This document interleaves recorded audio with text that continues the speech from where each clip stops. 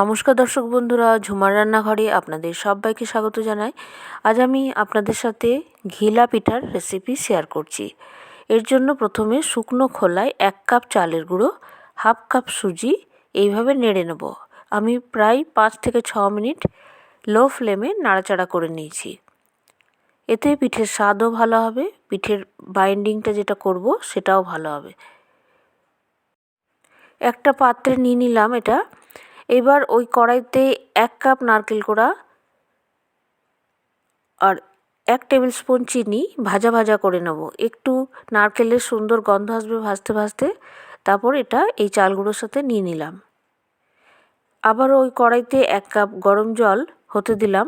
তার সাথে half cup পাটালি গুড় এইভাবে গুঁড়ো করে ওটাও গলিয়ে নিয়ে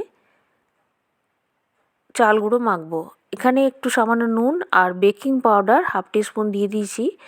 তারপর এই গলানো গুড় যেটা জলটা সেটা দিয়ে এই চাল গুঁড়োটা মেখে নেব। শক্ত একটা ডো তৈরি করতে হবে, তাই অল্প অল্প দিয়ে মাখতে হবে, একেবারে দিয়ে দিলে নরম ডো হয়ে যাবে। আর আমার হাফ কাপই লাগলো জলটা। শক্ত ডো তৈরি হয়ে যাওয়ার পর হাত দিয়ে এইভাবে চেপে চেপে লেচি নিয়ে চ্যাপটা করে করে এই পিঠেগুলো তৈরি করতে হবে। একটু ডিজাইন করে দেওয়া যেতে পারে উপর থেকে। বন্ধুরা, আমার রেসিপি আপনাদের ভালো লেগে থাকলে প্লিজ আমার চ্যানেল সাবস্ক্রাইব করবেন, পাশে থাকা বেল বাটনটা ক্লিক করে দেবেন। তাহলে যখনই নতুন নতুন রান্নার ভিডিও আপলোড করব তাড়াতাড়ি আপনাদের কাছে নোটিফিকেশান পৌঁছে যাবে। আর রান্নাটা প্লিজ লাইক শেয়ার অবশ্যই করে দেবেন। এবার পিঠেগুলো তেল গরম করে লো ফ্লেমে ক্রিস্পি করে ভাজতে হবে। বাইরে থেকে বেশ একটা গোল্ডেন কালার আসবে আর ভেতর থেকেও যেন সুন্দরভাবে ভাজা হয়ে যায়।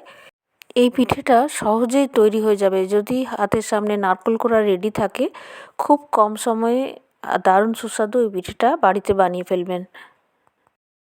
আর একটা পিঠে আমি ভেঙে দেখিয়ে দিচ্ছি, খুব সহজেই ভাঙা যাবে, কোনো শক্ত পিঠে তৈরি হয়নি। আবারও একটা অন্য ভিডিও নিয়ে হাজির হব। ভালো থাকবেন, সুস্থ থাকবেন, ধন্যবাদ।